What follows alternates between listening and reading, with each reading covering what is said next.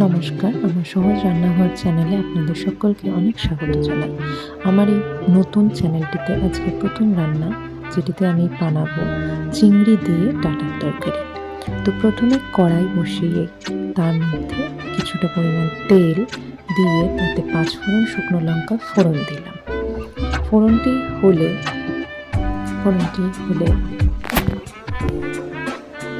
এরপর আমরা এই ফোড়নের মধ্যে দিয়ে দেবো একে একে চিংড়ি মাছগুলো।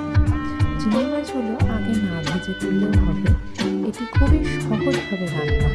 এই অযথা আগে থেকে চিংড়ি ভেজে বা কিছু করার কোনো প্রয়োজন নেই, আপনি সরাসরি ফোড়নে দিয়ে দিতে পারেন। এরপরে চিংড়ি ভাজা হয়ে গেলে তার মধ্যে আমরা কেটে রাখা আলু, বেগুন, পটল, মিষ্টি আলু, আপনার যা যা পছন্দ সবজি আপনি দেবেন এবং তার মধ্যে দিয়ে দেবো আমাদের মেন ইনগ্রিডিয়েন্টস ডাঁটা, যেটা আমরা মিষ্টি ডাঁটা বলে থাকি। এরপরে দিয়ে সেটাকে ভালোভাবে নাড়তে হবে। কিছুক্ষণ নাড়বেন, নেড়ে তাতে কটা কাঁচা লঙ্কা ছিঁড়ে দেবেন। এরপর একে একে আমরা এতে দেবো হলুদ,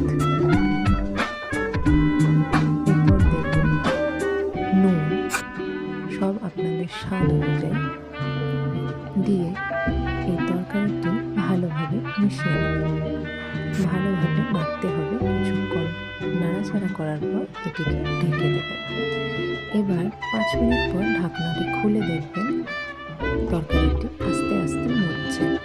এটিতে জল দেওয়ার প্রথমে কোনো প্রয়োজন নেই, একদম লো ফ্লেমে রেখে এটিকে ঢেকে রাখবেন। ঢেকে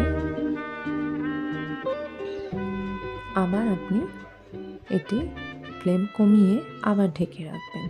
কিছুক্ষণ পর দেখবেন তরকারিগুলি অনেকটাই মজে উঠবে। মজে গেলে এরপরে একটু নাড়াচাড়া করে তরকারিটিকে বেশ খানিকক্ষণ নাড়াচাড়া করতে হবে। নাড়াচাড়া করলে দেখবেন সবজিগুলো আস্তে আস্তে মজে সিদ্ধ হয়ে গেছে।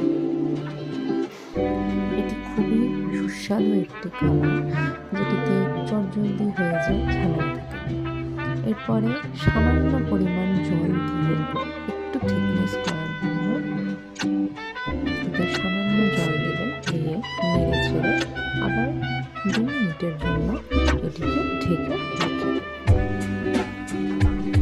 এরপরে ঢাকনাটি খুলে 5 মিনিট পর ঢাকনাটি খুলে দেখবেন সবজিগুলি প্রায় সবই মিশে গেছে এবং আস্তে আস্তে জলটাও শুকিয়ে যাচ্ছে। এরপরে জলটি শুকিয়ে গেলে এতে আমার ভেজে রাখা একটি মশলা, সেই মশলাটি ছিটিয়ে দেব এবং এটিকে আরেকবার নাড়ব। মশলাটির রেসিপি যদি আপনারা কেউ জানতে চান তাহলে অবশ্যই আমাকে কমেন্ট করবেন।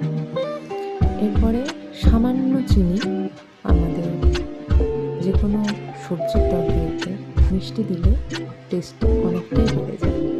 মিষ্টি দিয়ে